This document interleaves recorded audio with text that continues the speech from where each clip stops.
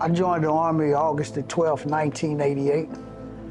As of today, I exit the Army July the 31st, 2024.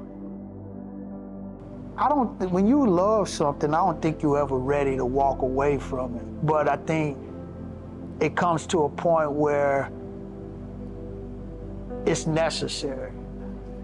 Originally, I'm from Tulsa, Oklahoma, born in Tulsa, Oklahoma, about 1976, 77. My mother moved from Tulsa, Oklahoma to Denver, Colorado. My grandmother got sick. My mother being the only girl of 7 boys, she went back home to take care of her mother. I went off to college in 1984, and I stayed in college, but I wasn't doing the right thing in college. I was doing my thing, and then I got in trouble. But I never could go to my mother because we didn't have money. We were poor. So I took the ASVAB and to go into the Army because I needed some structure. A recruiter knocked at my mother's door. He told me to get in the van. I got in the van. He took me to the MEPS. I did my last swear-in, and they gave me a bus ticket to catch the city RTD to Stapleton International Airport. My first duty station was in Mannheim, Germany. I went there December of '88, and I was in a mechanized infantry unit. A First Sergeant Willie Wells. I would follow him around, go to the different clubs and hang out. I missed the sit-ups by 1. So I said, well, he gonna let me go. And, we partied together and this and that. And I went to his office to get my checklist checked off. He said, I'm not signing that.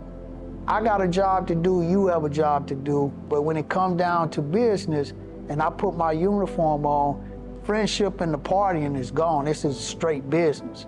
And that kind of set the foundation of, what I followed throughout the rest of my career. I was in Fort Sill for 1.5 years, then I went to Korea. And when I was in Korea, I got an emergency phone call that my father was sick.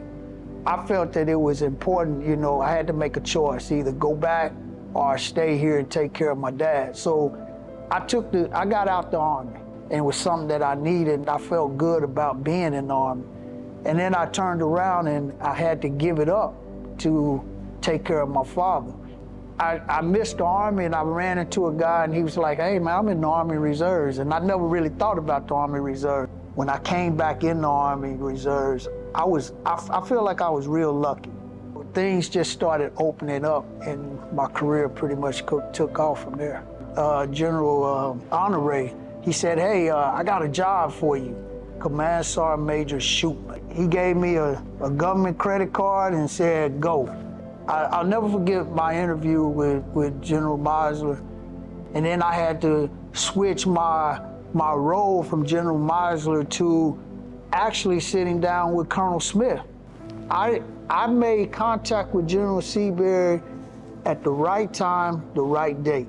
And that's a good question. Despite that I missed a lot of, football games and parent-teacher conferences, I did it because I wanted to make sure that I gave my kids something that I didn't experience coming up. And the Army gave me that opportunity. Understand your role. But most of all, listen first. Build a relationship. Don't worry about the rank. Worry about the soldiers under you. Because if you take care of the soldiers under you, the rank will come, the positions will come, because those soldiers are gonna make sure that you get to the next level by performing. After seeing some of the leaders I had, that's what they did for me.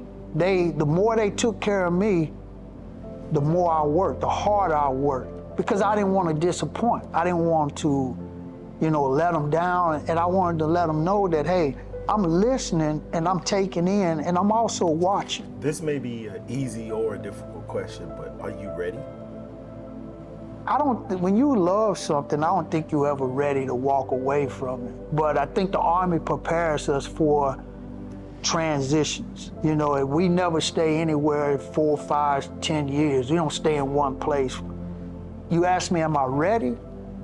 I'm ready. The Army let me be all I can be. It sticks with me because I'm still a soldier. You know, I'm still a soldier.